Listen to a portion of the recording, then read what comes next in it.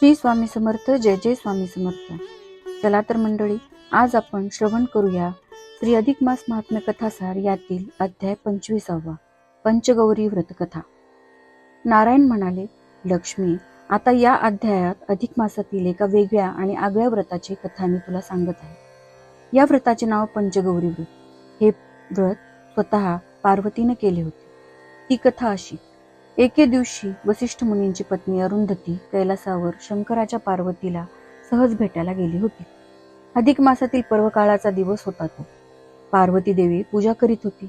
तो पूजेचा थाट आणि पार्वतीची ती निष्ठा पाहून अरुंधती म्हणाली, उमे, तू साक्षात आदिभवानी जगतजननी असून ही आणखी कोणती पूजा करतेस?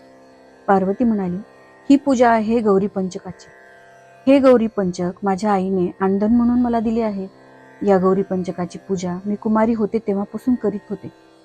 म्हणजे त्याचे असे की मी विवाहाला योग्य अशी उपवर वधू झाले होते. अशा वेळी एके दिवशी माझ्या माहेर घरी दुर्वास ऋषी आले होते. मी त्यांना नमस्कार केला तेव्हा ते म्हणाले, इच्छित वर प्राप्तिरस्तु.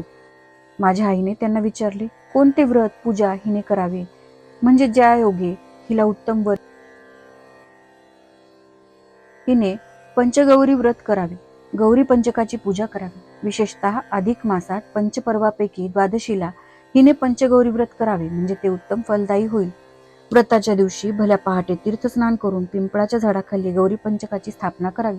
नंतर षोडशोपचारे पूजा करून ब्राह्मण सुवासिनींना भोजन द्यावे. यथाशक्ती दान वस्तू द्याव्या. नक्तमौन भोजन करावे. व्रताचे आनंदाने उद्यापन करावे.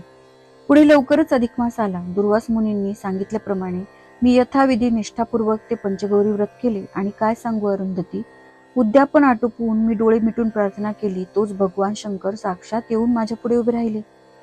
शंकर म्हणाले, पार्वती, मी तुला प्रसन्न झालो. तुझी काय इच्छा आहे ते सांग, ती मी पूर्ण करेन. मग मी म्हणाले, महाराज, तुम्हीच माझे पती व्हावेत. ठीक आहे, तथास्तु, असे म्हणून त्यांनी मला मागणी घातली.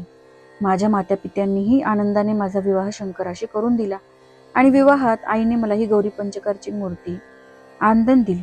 अरुंधती, या पंचगौरी व्रताचे फळ मला असे माझ्या इच्छेप्रमाणे मिळाले. दुर्वासांनी सांगितलेले व्रत अधिक मासात केले ते विशेष फलदायी झाले.